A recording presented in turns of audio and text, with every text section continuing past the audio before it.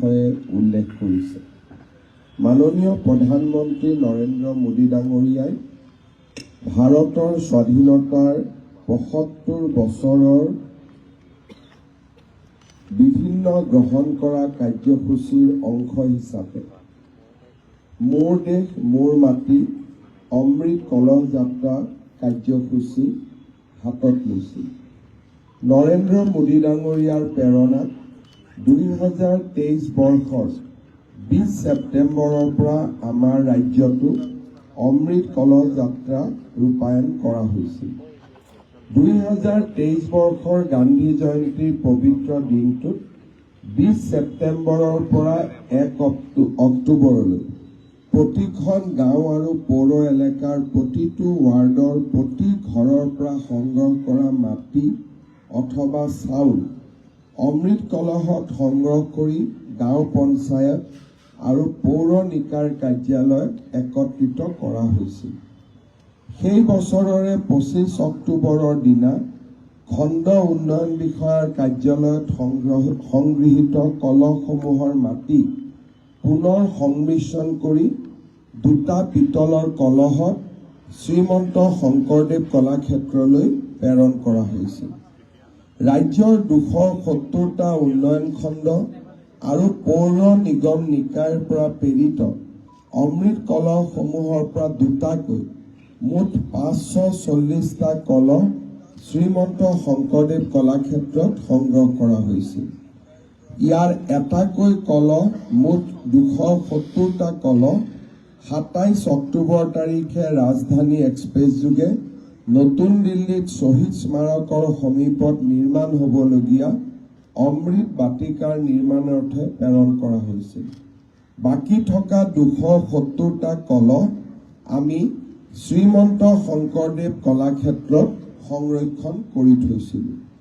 আমাৰ উদ্দেশ্য আছিল ৰাজ্য চৰকাৰে প্ৰস্তাৱ কৰা শ্বহীদ কনকলতা বৰুৱা ৰাজ্যিক বিশ্ববিদ্যালয় নিৰ্মাণৰ সময়ত এই ২৭০টা অমৃত কলহ য'ত অসমৰ প্ৰতিটো পৰিয়ালৰ পৰা আমি দান হিচাপে লোৱা অকণমান হ'লেও মাটি জড়িত হৈ আছে। আজি সেই দিনটো আহি সমাগত হৈছে।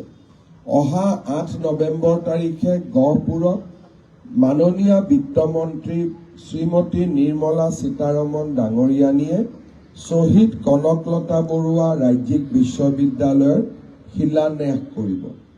তাৰ পৰিপ্ৰেক্ষিতত আজি আমি শ্ৰীমন্ত শংকৰদেৱ কলাক্ষেত্ৰত যোৱা ২টা বছৰ শ্ৰদ্ধাৰে সৈতে সংৰক্ষণ কৰি থোৱা ২৭০টা অমৃত কলহ ভূমি পূজন অনুষ্ঠানৰ বাবে প্ৰেৰণ কৰিম।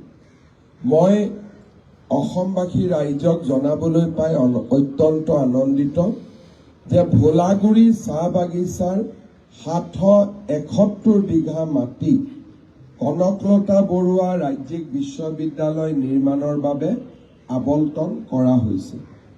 প্ৰায় ৫০০ কোটি টকা এই বিশ্ববিদ্যালয়খন নিৰ্মাণৰ বাবে ৰাজ্য চৰকাৰে অনুমোদন কৰিছে আৰু ইতিমধ্যে লোক নিৰ্মাণ বিভাগে নিবিদাৰ প্ৰক্ৰিয়া সমাপ্তি কৰি এই বিশ্ববিদ্যালয়খনৰ নিৰ্মাণ কাৰ্য আৰম্ভ কৰিবলৈ প্ৰস্তুত হৈছে। গুৱাহাটী ডিব্ৰুগড় বিশ্ববিদ্যালয়ৰ পিছত অসমত ই এখন অতিকে এক প্ৰকাৰ ক'ব গ'লে সকলো ফালৰ পৰা সম্পূৰ্ণভাৱে সজ্জিত এখন নতুন বিশ্ববিদ্যালয় অসমৰ ৰাইজে লাভ কৰিব।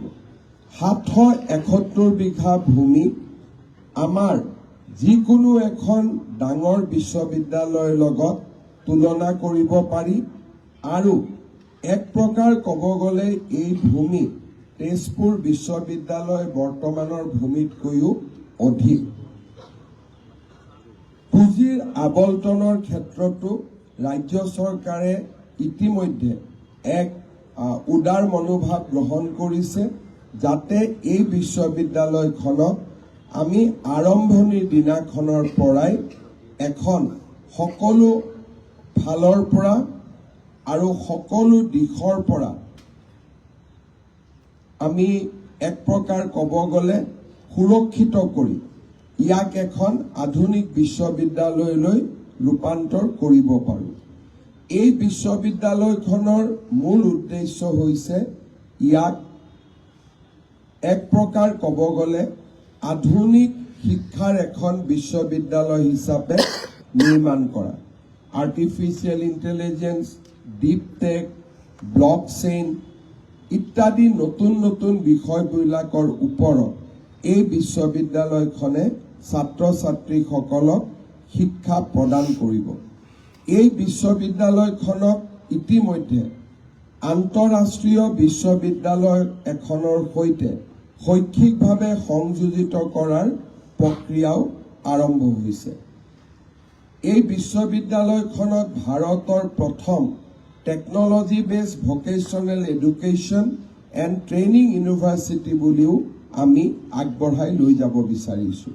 আজিৰ দিনটোত মই পুনৰ এবাৰ অসমবাসী ৰাইজৰ ওচৰত কৃতজ্ঞতা জনাইছোঁ আৰু কনকলতা বিশ্ববিদ্যালয় স্থাপনৰ সংকল্প বাস্তৱত ৰূপায়িত হোৱাৰ আগমুহূৰ্তত মই সকলোলৈ অভিনন্দন জ্ঞাপন কৰিছোঁ। অহা 8 তাৰিখে ৰাতিপুৱা 11 বজাত আমি ঐতিহাসিক গহপুৰত সমবেত হ'ম আৰু শ্বহীদ কনকলতা বিশ্ববিদ্যালয়ৰ নিৰ্মাণৰ শুভ আৰম্ভণি কৰিম। সকলোকে ধন্যবাদ আৰু কৃতজ্ঞতা জনাই মই মোৰ বক্তব্য সামৰণি মাৰিছোঁ। মাননীয় মুখ্যমন্ত্ৰী ডাঙৰীয়াক ধন্যবাদ জনাইছোঁ। এতিয়া কলহ ভৰ্তি যি পবিত্ৰ মাটি সেয়া প্ৰেৰণ কৰাৰ এই কাৰ্যত উদ্যোগ ল'বলৈ মাননীয় মুখ্যমন্ত্ৰী ডক্টৰ হিমন্ত বিশ্ব শৰ্মা ডাঙৰীয়াক আমি বিনম্ৰভাৱে জনাইছোঁ। তেখেতৰ সৈতে সংগ দিব ডাক্তৰ ৰমেশ পেগু, কেশৱ মহন্ত, বিমল বৰা, অজন্তা নেওগ, জয়ন্ত মল্ল বৰুৱা, অসম চৰকাৰৰ সন্মানীয় মন্ত্ৰীসকল, সন্মানীয় বিধায়ক ধৰ্মেশ্বৰ কোঁৱৰ, সুমন শইকীয়া, দিগন্ত ভাটুৱা, জ্যোতিষী কৰ্পূৰী আৰু লগতে ধুনীৰাম ৰহমানকে আদি কৰি বিশিষ্ট ব্যক্তিসকলে আমি জনাইছোঁ।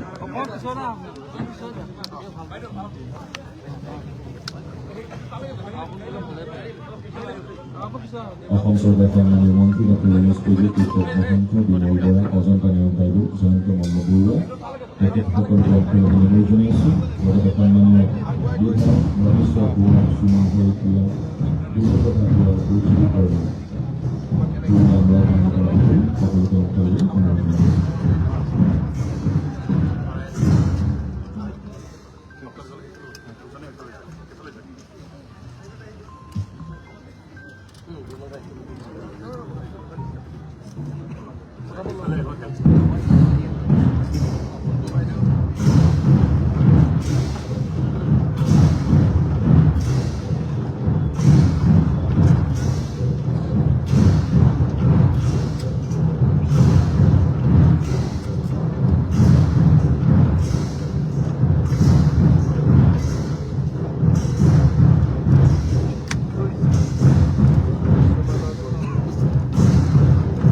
বৰপেটা, হাজো, শিৱসাগৰ, শুৱালকুছি, নগাঁও, গুৱাহাটী গ্ৰাম্য শিল্পীসকল, কামৰূপী জিলাৰ শিল্পীসকল আৰু ৰাজ্যৰ সুমধুৰ সবলত এক আধ্যাত্মিক পৰিৱেশে বিৰাজ কৰিছে শ্ৰীমন্ত শংকৰ কলাক্ষেত্ৰৰ প্ৰাংগণত।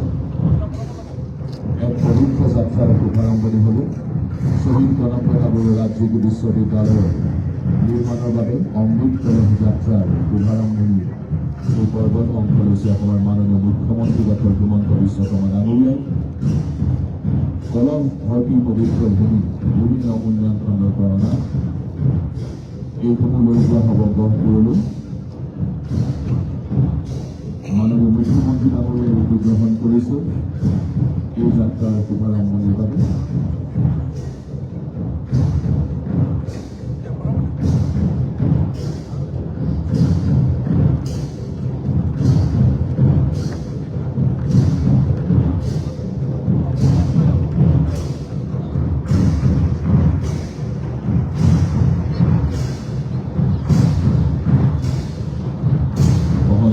সাংস্কৃতিক পৰিক্ৰমা বিভাগৰ অতিৰিক্ত মুখ্য সচিব বীৰ কল্যাণ চক্ৰ হ'বলৈ